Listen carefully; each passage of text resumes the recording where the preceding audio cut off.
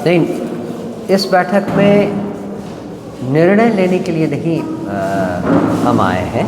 इस बैठक में पिछली बार जब हमने यहाँ आकर बेतिया, बगहा और मोतिहारी में जिला संगठन के एकल पदाधिकारियों की घोषणा की थी, उन सभी से और हमारे चंपारण क्षेत्र के जो पदाधिकारी हैं उन सब से एक साथ बैठकर आगे के कार्यक्रमों की चर्चा और अब तक जो काम हुआ है उसकी एक समीक्षा होनी थी।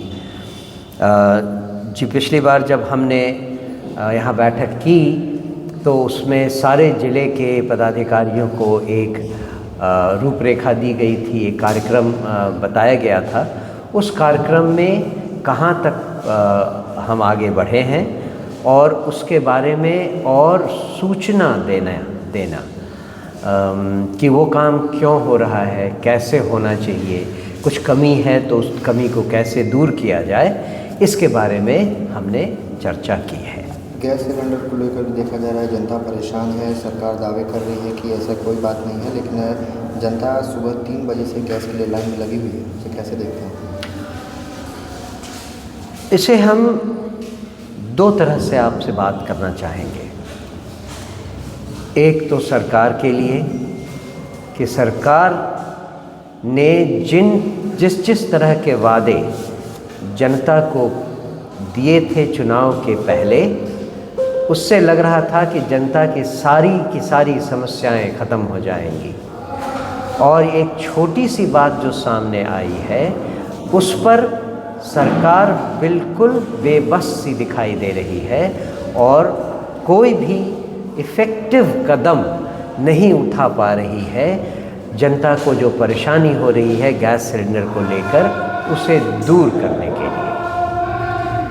और हम चाहेंगे कि जनता भी इस बात को समझे कि उन्होंने जो सरकार चुनी थी, जिस तरह के झूठे वादों पर एकत्रित होकर उन्होंने इतना बड़ा बहुमत दिया इस सरकार को, वो कितना गलत साबित हुआ।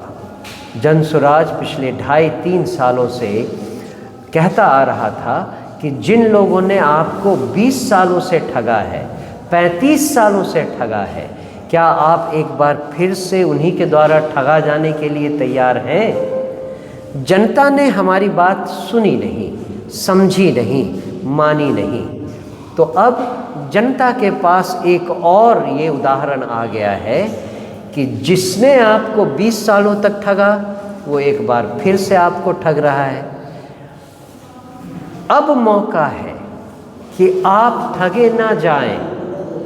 आगे आने वाले किसी भी तरह के चुनाव में, किसी भी तरह के चुनाव में इन ठगों के साथ मत जाएं। जनसुराज यही आपसे गुजारिश करना चाहती है, निवेदन करना चाहती है। कब तक ठगे जाओगे? अपनी ज़िंदगी बर्बाद हो रही है, बच्चों की ज़िंदगी भी बर्बाद करोगे क्या? अब तो एक बार बदलो, अब तो एक बार हिम्मत करके नए लोगों को लाइए। जनसुराज आज से आगे आने वाले हर चुनाव में हिस्सा लेगी, पंचायती राज चुनाव के साथ शुरुआत करके। एक बार आप इन्हें मौका देकर देखिए, क्योंकि बिहार में अगर व्यवस्था बदलनी है तो केवल विधायकों से कुछ नहीं होगा। जब तक हमारा वार्ड सदस्य डायनामिक नहीं होगा, जब तक हमारा मुखिया ईमानदार नहीं होगा, जब तक हमारा जिला पार्षद लोगों की बात नहीं सुनेगा, तब तक जनता का भविष्य अंधकारमय है।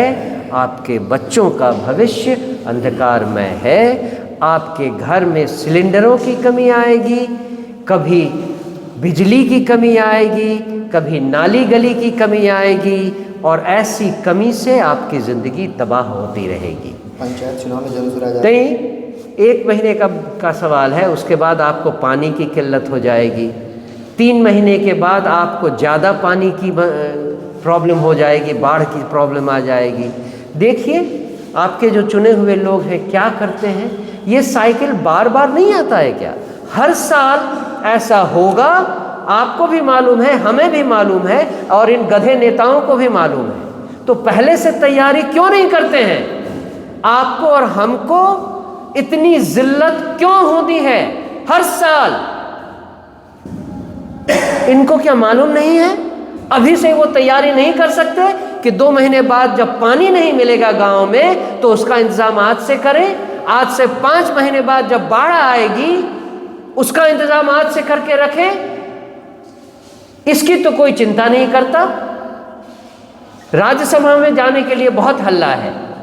नीतीश बाबू के बेटे को डिप्टी चीफ मिनिस्टर बनाना है, इसके लिए बहुत हल्ला है।